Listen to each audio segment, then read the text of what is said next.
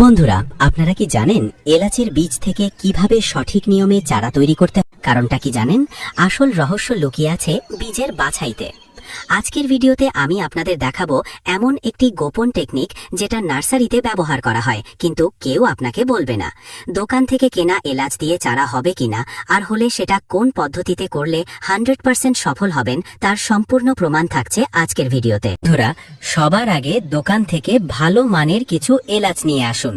আমি এখানে যা দেখাচ্ছি সবই কিন্তু সাধারণ দোকান থেকে কেনা। বন্ধুরা, বীজ তো রেডি, এবার আসি সবচেয়ে গুরুত্বপূর্ণ কাজে, মাটি তৈরি।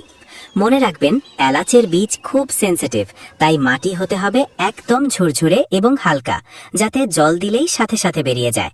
কোনোভাবেই জল জমে কাদা হওয়া চলবে না। এগুলো খুব বেশি মাটির গভীরে পুঁতে দেবেন না, দিয়ে ওপরে খুব পাতলা একটা মাটির লেয়ার বা কোকোপিট ছড়িয়ে দিন, যেন দানাগুলো জাস্ট ঢাকা পড়ে। বেশি গভীরে দিলে চারা মাটি ঠেলে বের হতে পারবে না। অন্তত 30 থেকে 45 দিন পর্যন্ত আপনাকে ধৈর্য ধরে অপেক্ষা করতে হবে। চারা বের হলেই আমি আপনাদের আপডেট ভিডিও দেব, তাই মিস করতে না চাইলে চ্যানেলটা সাবস্ক্রাইব করে সঙ্গে থাকুন। ধন্যবাদ।